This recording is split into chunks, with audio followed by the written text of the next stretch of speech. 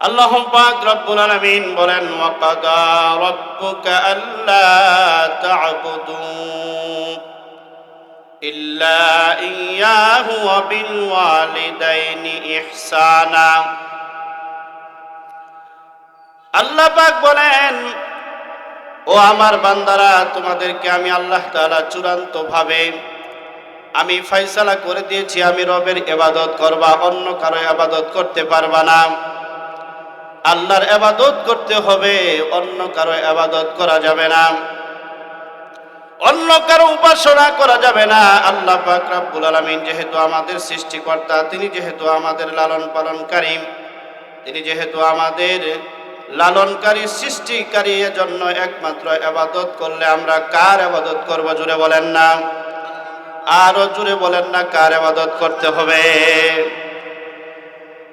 এই আয়াতের মধ্যে আল্লাহ পাক রব্বুল আলামিন বলেন, ও আমার বান্দারা, তোমরা আমি রবের ইবাদত করবা, ইল্লা ইয়্যাহু ওয়া বিল ওয়ালিদাইনি ইহসানা।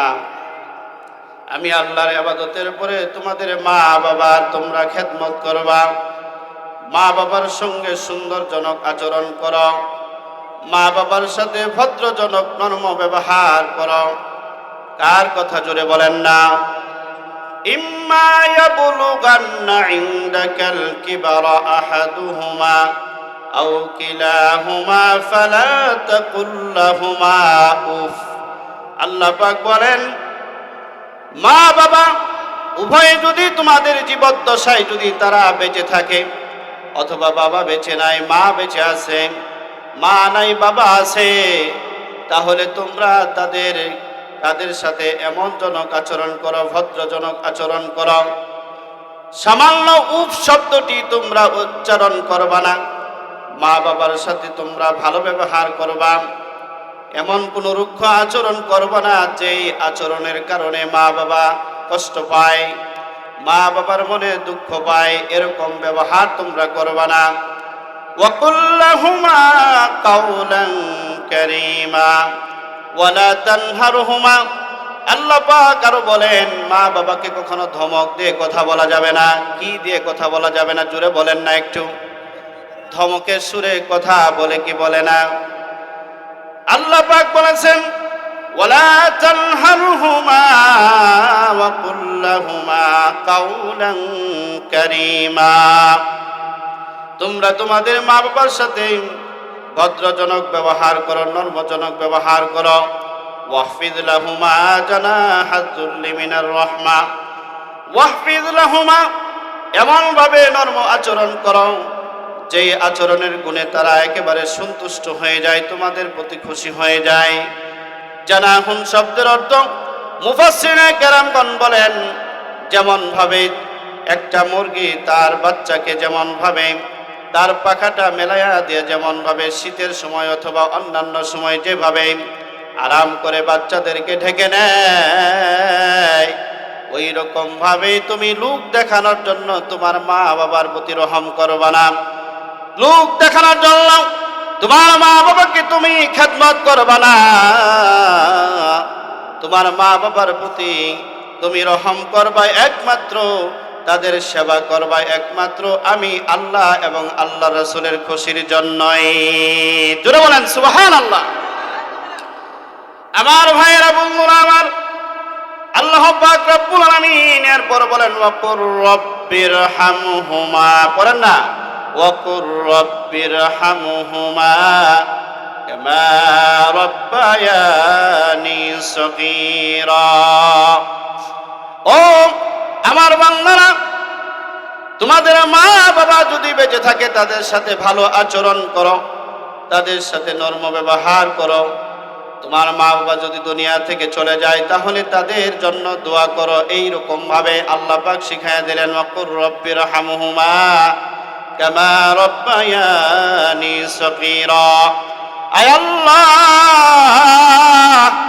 আমাকে যেমন আমার মা বাবা ছোটকালে আমাকে যেমন লালন পালন করেছিল, আমাকে যেমন কষ্ট করে মানুষ করেছেন, আমার দুঃখের জন্য আমি যদি ব্যথা পাইতাম তাহলে এই ব্যথায় সে ব্যথিত হইতো। আমার ক্যারিয়ার করার জন্য আমাকে প্রতিষ্ঠিত করার জন্য আমার মা বাবা আমার জন্য কত কিছু করেছে। আমাকে উকিল বানাইলো, জজ বানাইলো, ব্যারিস্টার বানাইলো। শুধু তাই নয়, আমি যে কর্ম করে খাই, এই সমস্ত শক্তি একমাত্র আমার মা বাবা আমাকে যদি লালন পালন না করত, তাহলে আমি এত বড় হতে পারতাম না। এই জন্য আল্লাহ পাক শিখাইয়া দিলেন, আয় আমার বান্দারা, তোমরা তোমাদের মা বাবার জন্য দোয়া করো। আমার মা বাবা যেমন ছোট্ট কালে আমার প্রতি রহম করেছে, আমার প্রতি যেইভাবে দয়া করেছে আল্লাহ, তারা আজকে দুনিয়ায় নাই, কবরের জমিনে চলে গেছে। মাওলা, আয় আল্লাহ, আমার মা বাবার প্রতি তুমি রহম করো, আমার মা বাবাকে তুমি ক্ষমা করে দাও। আয় আল্লাহ, আমার মা বাবা যেমন আমার প্রতি রহম করেছে, দয়া করেছে, ছোট্টকালে যেমন আমাকে লালন পালন করেছিল, ওই রকম ভাবে তুমি কবরের জিন্দেগিতে তোমার রহমতের করে লালন পালন করো। আল্লাহু আকবার। আমার বন্ধুরা, আমার প্রিয় ভাইয়েরা, আমার ও যুবক ভাই, তুমি যেই শক্তির গুণে আজকে তুমি তোমার মা বাবার সাথে তুমি খারাপজনক ব্যবহার করো, ওই শক্তি কিন্তু এক সময় তোমার বাবা মারও ছিল। তোমার বাবা এখন বৃদ্ধ হয়ে গিয়েছে, এজন্য হয়তো তার সাথে তুমি ভালো ব্যবহার করো না। আমার ভাইয়েরা, আল্লাহ রাসূল সাল্লাল্লাহু আলাইহি ওয়াসাল্লামের এক সাহাবী এসে রাসূলকে জিজ্ঞেস করলেন, ইয়া রাসূলুল্লাহ, ইয়া হাবিবাল্লাহ, ওগো আল্লাহর রাসূল, ইয়া রাসূলুল্লাহ, ইসলামের মধ্যে সবচেয়ে ভালো আমল কোনটি? রাসূল বললেন, আকিমুস সালাত, নামাজ প্রতিষ্ঠা করা। 2 নম্বর জিজ্ঞেস করলেন, ইয়া রাসূলুল্লাহ, এরপর কোনটি? আল্লাহ রাসূল বললেন, বিররুল ওয়ালিদাইন, মাতা পিতার সেবা করা, মাতা পিতার খেদমত করা। সাহাবী আবার প্রশ্ন করলেন, ইয়া রাসূলুল্লাহ, এরপর কোনটি?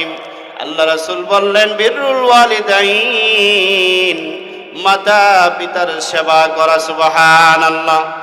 আরেক সাহাবী এসে বলতেছে, ইয়া রাসূলুল্লাহ, ইয়া হাবিবাল্লাহ, সন্তানের উপর পিতামাতার হক কি? আল্লাহ রাসূল সাল্লাল্লাহু আলাইহি ওয়াসাল্লাম বলেন, ওগো সাহাবীরে, সন্তানের উপর পিতামাতার হক হলো হুমা জান্নাতুকা ওয়া হুয়া নারুকা, মা বাবা হলো তোমার জান্নাত, মা বাবা হলো তোমার জাহান্নাম। মা বাবা যদি তোমার প্রতি খুশি থাকে, মা বাবা যদি তোমার প্রতি সন্তুষ্ট থাকে, তাহলে তোমার উপর আল্লাহ পাকও খুশি। সুবহানাল্লাহ। আর যদি মা বাবা যদি তোমার প্রতি অসন্তুষ্ট থাকে, তাহলে তোমার জন্য জাহান্নাম ছাড়া কোনো উপায় নাই, জাহান্নাম ছাড়া কোনো উপায় নাই। সাহাবায়ে কেরামগণ জিজ্ঞাসা করলেন, ইয়া রাসূলুল্লাহ, ইয়া হাবিবাল্লাহ, গো আল্লাহর রাসূল, মা বাবা যদি আমার প্রতি জুলুম করেন, মা বাবা যদি আমার প্রতি অন্যায় করেন, যেমন ধরেন 2 ভাই আছে, বড় ভাইকে বাবা বেশি সম্পদ দিয়ে দিল, ছোট ভাইকে বঞ্চিত করে ফেলল, আবার দেখা গেল ছোট ভাইকে সব কিছু দিয়ে দিল, বড় ভাইকে দিল না। 5 জন বোন আছে, বোনদেরকে ঠকাইয়া দিল, বোনদেরকে দিল না। এরকম সমাজের মধ্যে লোক আছে না নাই? এই কথাটি রাসূল এইভাবে জিজ্ঞেস করলেন, ইয়া রাসূলুল্লাহ, ইয়া হাবিবাল্লাহ, ওগো আল্লাহর রাসূল, মা বাবা যদি আমার প্রতি যদি জুলুম করে, মা বাবা যদি আমার প্রতি অত্যাচার করে, তারপরও কি মা বাবার খেদমত করতে হবে? আল্লাহ রাসূল বললেন, তোমার মা বাবা তোমার প্রতি জুলুম করার কারণে রে সাহাবী, তুমি কিন্তু মা বাবার সেবা থেকে তোমার হাত উঠাইতে পারো না। আল্লাহু আকবার।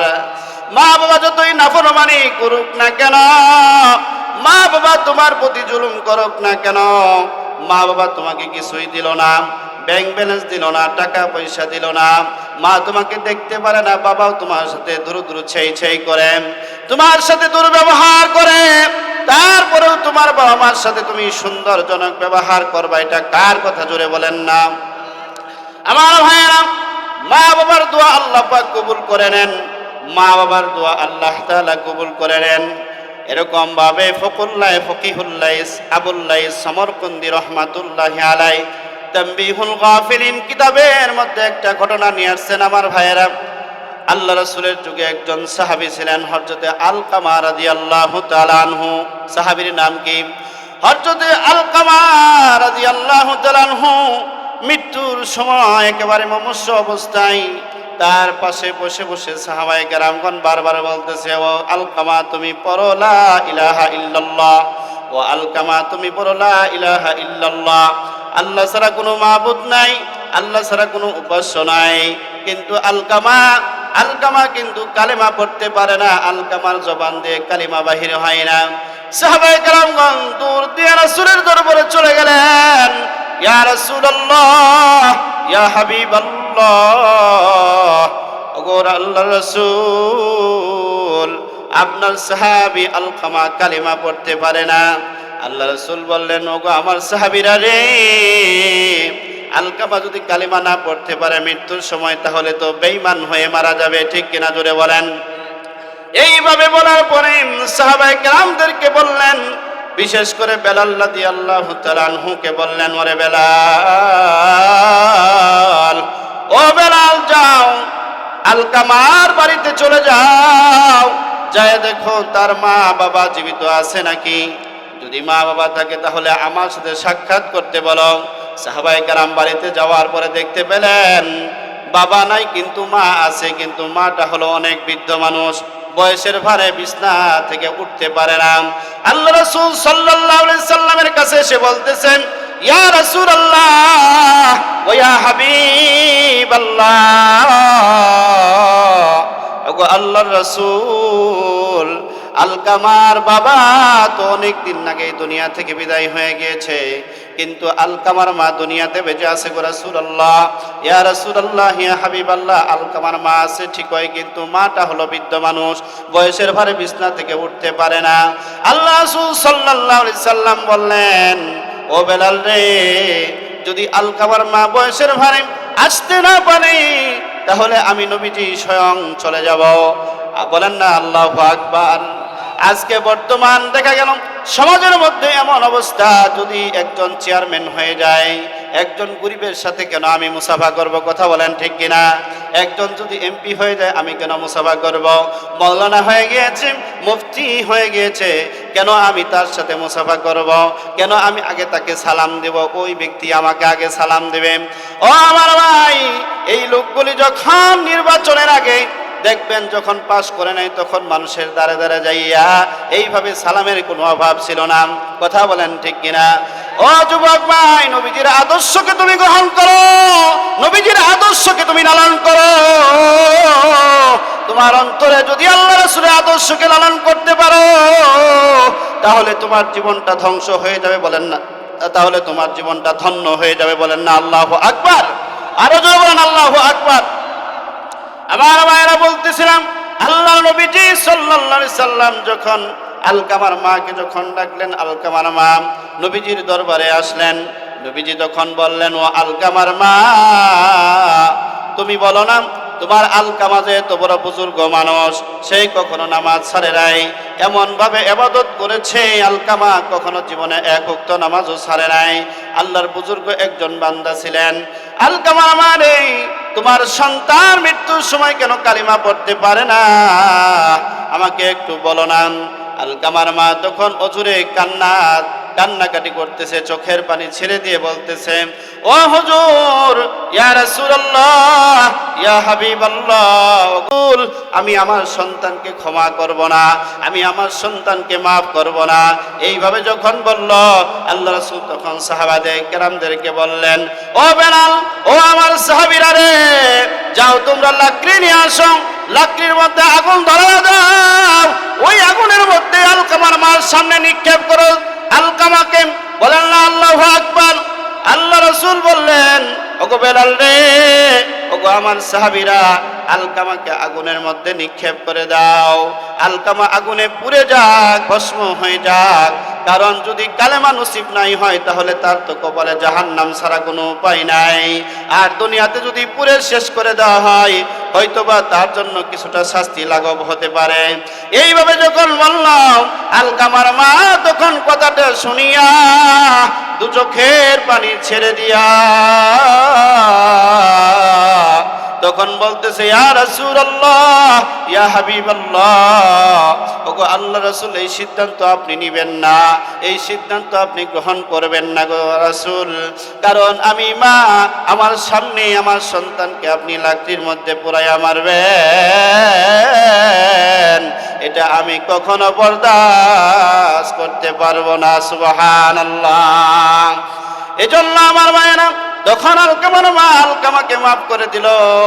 আলকামার তালকিন যখন আলকামার কাছে সাহাবায়ে কেরামগণ যখন গেলেন, সাহাবারা এবার বলেন, এবার সাহাবায়ে কেরামগণ কালিমা বলতেছে, লা ইলাহা ইল্লাল্লাহ, লা ইলাহা ইল্লাল্লাহ, লা ইলাহা ইল্লাল্লাহ বলতে দেরি হয়, এবার আলকামার মুখ থেকে কালিমা বাহির হতে দেরি হয় না।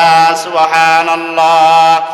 আল্লাহর নবী সাহাবীদেরকে ডাক দেয়া বলেন, ওগো আমার সাহাবীরা রে, শুনে রাখো, মা বাবার মনে তুমি কষ্ট দিও না, মা বাবার মনে তুমি আঘাত দিও না, মা বাবাকে কষ্ট দিয়ে কখনো কথা বলো না।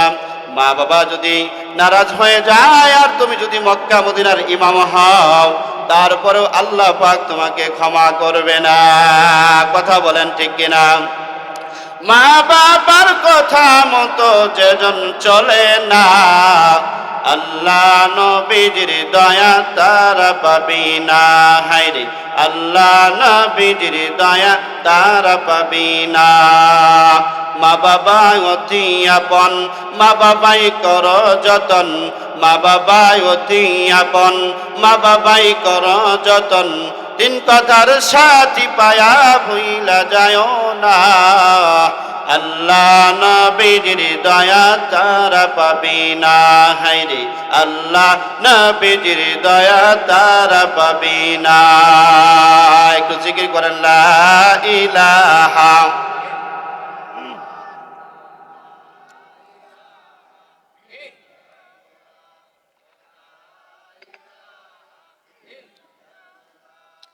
লা ইলাহা, জোরে লা ইলাহা, নেই কোনো মাবুদ আল্লাহ ছাড়া। লা ইলাহা, জোরে লা ইলাহা। একটু আগে আগে আসি, লা ইলাহা, জিকিরে ফিকিরে আসি না। লা ইলাহা, अल्लाह अल्लाह क्या मुबारक नाम है, अल्लाह अल्लाह आशिकों का काम है। अल्लाह अल्लाह तू मेरा गफ्फार है, अल्लाह अल्लाह तू मेरा सत्तर है। ला इलाहा, जोरे ला इलाहा, जोरे ला इलाहा, ला इलाहा इल्लल्लाहु मुहम्मदुर रसूलुल्लाह सल्लल्लाहु अलैहि वसल्लम।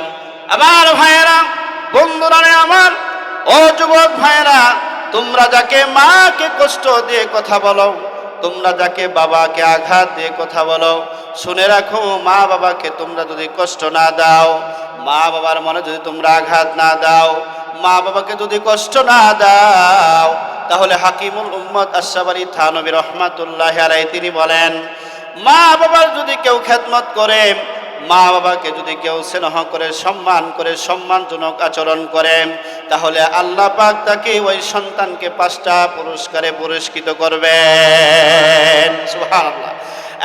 1 নম্বর পুরস্কার হলো, মা বাবার যদি যুবক ভাই খেদমত করো, তাহলে আল্লাহ পাক তোমার হায়াতের মধ্যে বরকত দিয়ে দিবেন। তুমি যেখানেই থাকো না কেন, তুমি যেভাবেই থাকো না কেন, মার মনটা তোমার প্রতি পড়ে থাকে। কথা বলেন ঠিক কিনা? মা কথাটি ছোট্টমতি কিন্তু যেন ভাই, ইহার চেয়ে নাম যে মধুরতি ভুবনে নাই। মায়ের মুখে হাসি দেখলে অন্তর ভরে যায়, ইহার চেয়ে নামটি মধুর ত্রিভুবনে নাই, ঠিক কিনা? বিদেশেতে যদি কোনো সন্তান মারা যায়, পশু পাখি জানার আগে জানে তোমার মাই, ঠিক কিনা? জোরে বলেন মুসলমান। ও বন্ধু, মা বাবার তুমি যদি খেদমত করো তাহলে ওই মা বাবার দোয়াতে তুমি, এমনও আছে মা বাবার দোয়াতে তোমার জীবনটা ধন্য হয়ে যাবে। 1 নম্বর পুরস্কার তোমাকে দান করা হবে। হাকিমুল উম্মাত আশরাফ আলী থানভী রহমাতুল্লাহি আলাইহি বলেন, মা বাবার তুমি যদি খেদমত করো, মা বাবাকে তুমি যদি সন্তুষ্ট করতে পারো, তাহলে তোমাকে আল্লাহ পাক 5টা পুরস্কার দান করবেন। 1 নম্বর পুরস্কার হলো তোমার হায়াত আল্লাহ পাক বৃদ্ধি করে দিবেন। 2 নম্বর পুরস্কার হলো তোমার যত বালা মুসিবত আছে সমস্ত বালা মুসিবতগুলি আল্লাহ পাক দূর করে দিবেন, বলেন না সুবহানাল্লাহ। 3 নম্বর পুরস্কার, মা বাবার তুমি যদি খেদমত করো রে যুবক, তাহলে আল্লাহ পাক তোমাকে সম্মানের চেয়ারে বসাবেন, বলেন না সুবহানাল্লাহ। এই যে আজকের মাহফিলের প্রধান বক্তা হলো মুফতি সুলাইমান কবির আইয়ুবী, এই যে মাহফিলের দ্বিতীয় বক্তা হযরত মাওলানা কারি জুনায়েদ আল হাবিব সাহেব, এরা কিন্তু ভাইরা আমার এইরকম চেয়ারে কিন্তু মা বাবার দোয়া ছাড়া বসতে পারে নাই, কথা বলেন ঠিক কিনা? মা বাবার দোয়া আছে জন্যই তারা আজকে এরকম চেয়ার অর্জন করেছে। এজন্য আমার ভাইরা, মা বাবাকে কখনো কষ্ট দিবা না, মা বাবাকে কখনো আঘাত দিয়ে কথা বলবা না। 4 নম্বর পুরস্কার, মা বাবার যদি তুমি খেদমত করো তাহলে আল্লাহ পাক তোমাকে টাকা পয়সা লাগবে না রে বান্দা। ও যুবক, তোমার টাকা পয়সা লাগবে না, ধন দৌলত লাগবে না। আল্লাহ পাক রব্বুল আলামিন তোমার কপালে, তোমার নসিবে আল্লাহর ঘর নবীর জিয়ারত করার তৌফিক দান করবেন, বলেন না আল্লাহু আকবার। 5 নম্বর পুরস্কার হবে আল্লাহ পাক রব্বুল আলামিন মৃত্যুর সময় কালেমা নসিব হয়ে যাবে, বলেন না সুবহানাল্লাহ। এই 5টা পুরস্কার মা বাবার খেদমত যদি করো তাহলে তোমার আমলনামায় আল্লাহ পাক রব্বুল আলামিন দান করে দিবেন। এজন্য আল্লাহ রাসূল সাল্লাল্লাহু আলাইহি সাল্লামের কাছে এক সাহাবী এসে জিজ্ঞাসা করলেন, ইয়া রাসূলুল্লাহ, ইয়া হাবিবাল্লাহ, ওগো আল্লাহর নবী, আমার সবচেয়ে খেদমতের অধিকার কে? আমার সেবার অধিকার সবচেয়ে কোন ব্যক্তি? রাসূল বললেন, তোমার মা বাবার খেদমত করো। সাহাবী আবার বললেন, ইয়া রাসূলুল্লাহ, সাহাবী বললেন, ইয়া রাসূলুল্লাহ, এরপরে কোন ব্যক্তির? আল্লাহ রাসূল বললেন, তোমার মার খেদমত করো। আবার সাহাবী বললেন, ইয়া রাসূলুল্লাহ, এরপরে কোন ব্যক্তির? তৃতীয়বারের মাথায় আল্লাহ রাসূল বললেন, তোমার মার খেদমত করো। 3বার মায়ের কথা বলার পরে আল্লাহ রাসূল সাল্লাল্লাহু আলাইহি সাল্লামকে আবার সাহাবী জিজ্ঞেস করলেন, ইয়া রাসূলুল্লাহ, ইয়া হাবিবাল্লাহ, এরপরে কোন ব্যক্তির? আল্লাহ রাসূল বললেন, তোমার বাবার খেদমত করো। আমার ভাইয়েরা, কেন এখানে 3বার মার কথা বলেছেন আর বাবার কথা কেন একবার বলেছেন? এই কথাটা জানার দরকার আছে না নাই? জুড়ে বলেন। সূরাতুল লুকমানের মধ্যে আল্লাহ পাক বলেন, ওয়াসাইনাল ইনসানা বিওয়ালিদাইহি হামালাতহু উম্মুহু ওয়াহনান আলা ওয়াহনিন ওয়া ফিসালুহু ফি আমাইনি আনিশকুর লি লিওয়ালিদাইক। আল্লাহু আকবার। আল্লাহ পাক বলে, ও বান্দারে, তুমি যখন তোমার মার গর্ভে ছিলা তখন তুমি তো কোনো উল্লেখযোগ্য বস্তু ছিল না, তোমার নাম ছিল না, তোমার কোনো গন্ধ ছিল না, তুমি একেবারে নাপাক পানি ছিলা। আমি আল্লাহ পাক রব্বুল আলামিন তোমাকে তোমার মায়ের পেটের মধ্যে আমি তিল তিল করে তোমাকে বড় করেছি। ওই মার পেটের মধ্যে 10 মাস 10 দিন তুমি কত কুতা মেরেছো, কত লাথি মেরেছো। তোমার মা বসলে উঠতে পারে নাই, উঠলে আবার বসতে পারে নাই, ঠিক মতো খাইতে পারে নাই। এরকম ভাবে তোমার মা তোমাকে নিয়ে পেটের মধ্যে 10 মাস 10 দিন উদরে ধারণ করে কত কষ্ট করেছে। এই জন্য 1 নম্বর কারণ হলো তোমার মার খেদমত করবা। 2 নম্বর কারণ হলো যখন তোমার মা প্রসব বেদনা যখন তোমার মা তোমাকে জন্মদান করতে গিয়েছিল, তখন তোমার মার 32,000 নারী শিরার যন্ত্রণা নিয়ে তোমার মা একেবারে গলাকাটা মুরগির মতো বেহুশ হয়ে গিয়েছিল, এরকম রক্তাক্ত হয়ে গেছে, সারা জমিনের মধ্যে রক্ত ভরে গিয়েছিল। তোমার মা বেহুশ অবস্থায় পড়ে আছে। তোমার মা যখন তোমাকে যখন জন্মদান করার পরে তুমি যখন দুনিয়াতে আসলা, তোমাকে তখন তোমার মার কাছে যখন তোমাকে কোলে দিয়ে দিল ধাত্রী মারা, তখন তোমাকে দেখে তোমার মার যত এরকম 10 মাস 10 দিন উদরে ধারণ করার যত যন্ত্রণা, এরকম ডেলিভারির যত যন্ত্রণা রয়েছে রে বান্দা, এই সমস্ত যন্ত্রণাগুলি মা বলতেছে আমি আমার সন্তানকে দেখার পরে সমস্ত যন্ত্রণা আমি ভুলে গেলাম। বলেন না সুবহানাল্লাহ। এজন্য আমার ভাইয়েরা, এজন্য আমার উম্মতেরা, তোমরা 2 নম্বর মা বাবার তোমরা সেবা করো, মা বাবার তোমরা খেদমত করো, মা তোমরা খেদমত করো। আর 3 নম্বর কি কারণে মার খেদমত করবা, তা হলো তোমার মা পৃথিবী জমিনে যখন তুমি আসলা তখন তোমার জন্য ওই খাওয়া কেউ তৈরি করে নাই। আমি আল্লাহ পাক রব্বুল আলামিন কোনো দার্শনিক ওই খাবার তৈরি করে নাই, কোনো জ্ঞানী পণ্ডিত ওই খাবার তৈরি করে নাই। আমি আল্লাহ পাক রব্বুল আলামিন তোমার জন্য তোমার মায়ের বুকের মধ্যে এমন খাবার আমি ফিট করে রেখে দিলাম, না গরম না ঠান্ডা।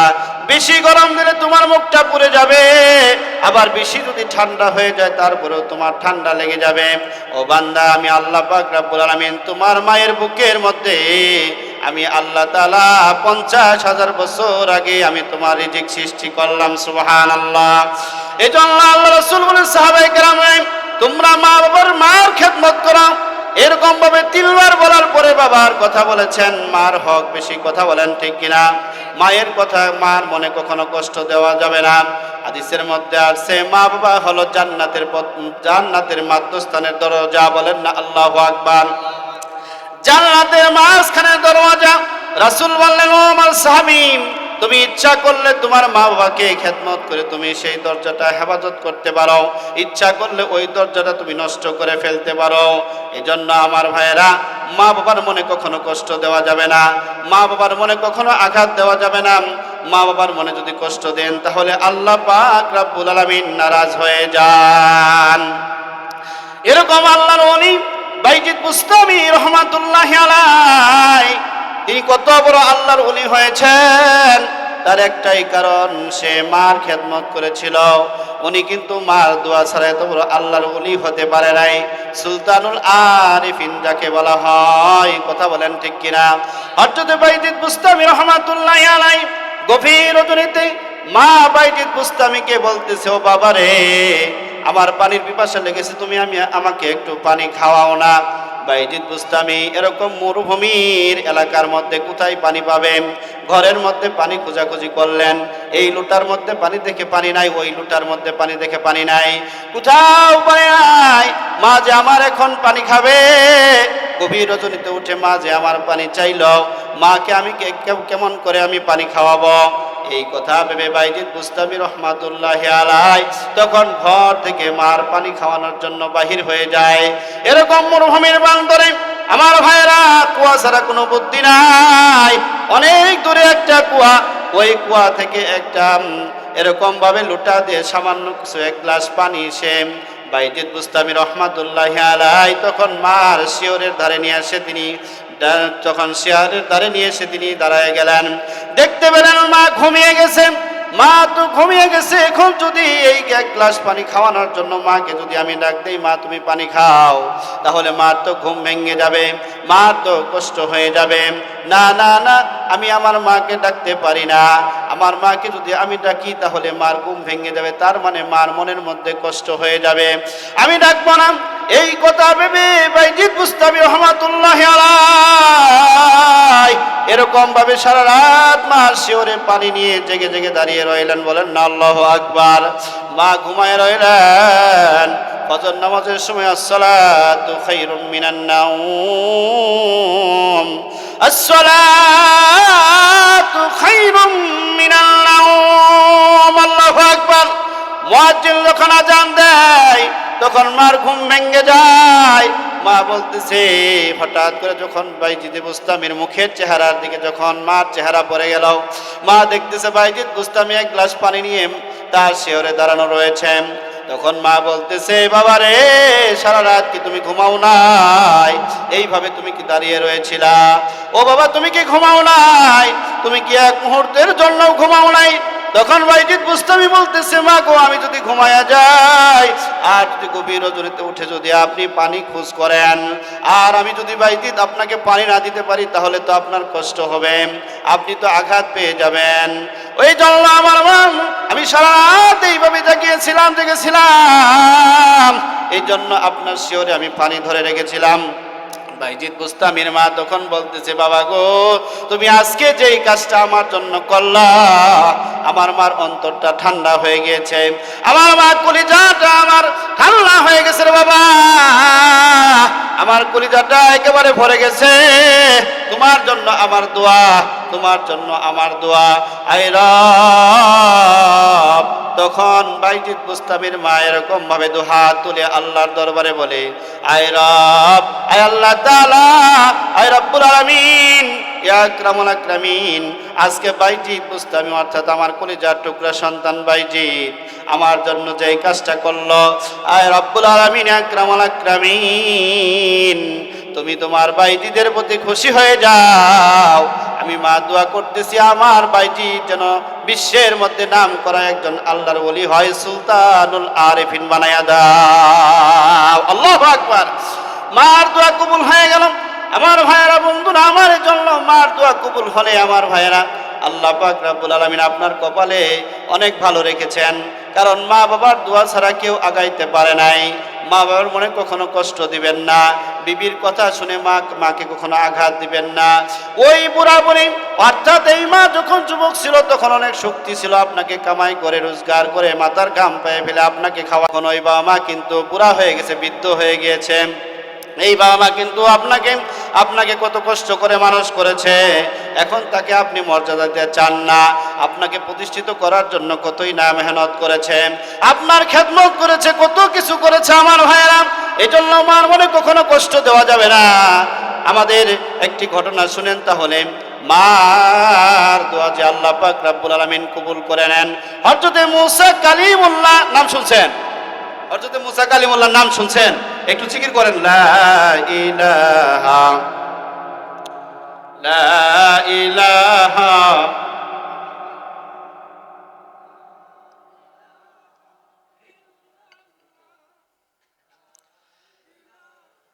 ইল্লাল্লাহ, লা ইলাহা লা ইলাহা ইল্লাল্লাহু মুহাম্মাদুর রাসূলুল্লাহ। সকলে পড়ি সাল্লাল্লাহু আলাইহি ওয়াসাল্লাম। আমার ভাইয়েরা, বন্ধুরা, আমার যে কথাটা বলতেছিলাম, হযরত মুসা কালিমুল্লাহ দূর পর্বতে গিয়া বলল, আয় রব্বুল আলামিন, আয় রব, কিয়ামতের ময়দানে আমার সাথে জান্নাতি কোন ব্যক্তি হবে, আমি ওই ব্যক্তিটা একটু দেখতে চাই। কথা বলেন, মুসা কালিমুল্লাহ তো অন্যরকম নবী ছিলেন, কথা বলেন ঠিক কিনা? আল্লাহর সাথে ডাইরেক্ট সরাসরি কথা বলেছেন, বলেন না আল্লাহু আকবার। মুসা নবী, আয় রব, জান্নাতের মধ্যে আমার সাথে কে হবে আমি দেখতে চাই। এই কথা বলার পরে আল্লাহ পাক রব্বুল আলামিন তখন মুসাকে ওহীর মাধ্যমে জানায়া দিলেন, ওগো আমার পয়গম্বর মুসা, তোমার সাথে একজন কসাই জান্নাতি হবে। কি জান্নাতি হবে বলেন? কসাই জান্নাতি হবে। কসাই জান্নাতি বলেন যে ব্যক্তি গোশত কাটে, অর্থাৎ যে ব্যক্তি গরু কাটে, সে হলো কসাই। এই কসাই ব্যক্তির জান্নাতি হবা, ওই কসাইয়ের সঙ্গে জান্নাতে যাবা। এই কথা বলার পরে মুসা কালিমুল্লাহ বলল, আয় রব্বুল আলামিন, তাহলে আমি ওই ব্যক্তিকে দেখতে চাই। আল্লাহ পাক রব্বুল আলামিন বললেন, তাহলে দামেস্ক শহরে আলী বিন মুআফিক নামে একজন ব্যক্তি আছেন, তার কাছে চলে যাও। মুসা নবী তুর পর্বত থেকে আর দেরি করল না, সঙ্গে সঙ্গে দামেস্ক শহরে তিনি চলে গেলেন। যাওয়ার পরে দেখতে পেলেন একজন কসাই গোশত বিক্রেতা, সারাদিন গোশত বিক্রি করার পরে তখন একেবারে সন্ধ্যার সময় কিছু গোশত টুকরার মধ্যে ভালো ভালো কিছু টুকরা এরকম ভাবে নিয়ে নিল। মুসা নবী এবার সমস্ত কিছু দেখতেছিলেন। মুসা নবী দেখতে পেলেন এই লোকটা যখন সন্ধ্যার সময় বাড়ির দিকে রওনা দিলেন, মুসা নবী তার পিছু পিছু চললেন। বাড়িতে যখন চলে গেলেন, আলী বিন মুআফিক তখন বাড়িতে যাইয়া স্ত্রীর কাছে আগে গেল না, সন্তানদের কাছে আগে গেল না, সর্বপ্রথম মার ঘরে আগে ঢুকলেন। বলেন না আল্লাহু আকবার। মার ঘরে ঢুকার পরে মাকে তখন উঠায়া গোসল করা কাপড়গুলি ধুয়ে দিয়া তারপরে কিছু মা বাবার মার খেদমত করে তারপরে নিজ হাতে ওই গোস্তের টুকরাগুলি পাকাইলেন। পাকানোর পরে মাকে এরকম ভাবে নিজ হাতে খাওয়াইয়া দিলেন।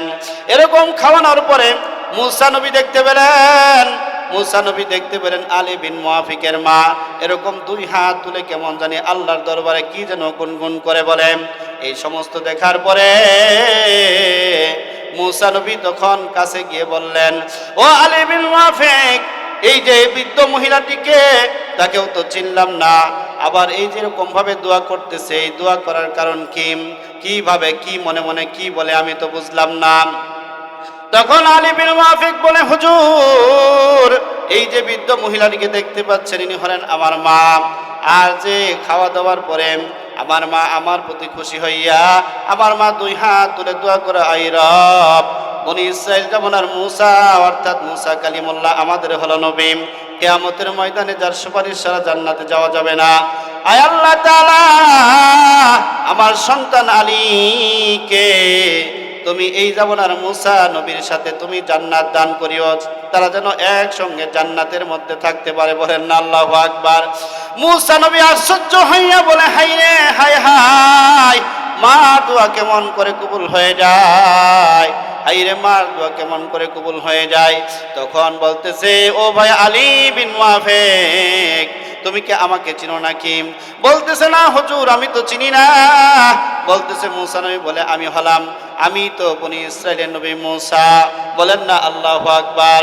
তোমার সাথে যে আমার জান্নাত হবে এই কথাটা তোমার মা যেভাবে বলেছেন আল্লাহ পাক রব্বুল আলামিন কবুল করে নিয়েছেন, এই জন্য তোমার মার দোয়া কবুল হয়ে গিয়েছে। তার মানে তোমার সাথেই আমার আল্লাহ পাক হাসরের দিন জান্নাতের মধ্যে ঢুকাবেন। বলেন না সুবহানাল্লাহ। আমার ভাইরা, সময় যেহেতু সংকীর্ণ, এই জন্য কথা লম্বা করা গেল না। আল্লাহ পাক রব্বুল আলামিন অন্য কোনো দিন যদি আল্লাহ পাক তৌফিক দান করেন তো আপনাদেরকে প্রাণ ভরে মন ভরে আলোচনা শোনাবো ইনশাআল্লাহ। আমার জন্য দোয়া করবেন, আল্লাহ পাক যেন আমাকে সারা বিশ্বময় কবুল করে নেন। আপনাদের জন্য দোয়া করি, আল্লাহ পাক যেন আপনাদেরকে কবুল করেন।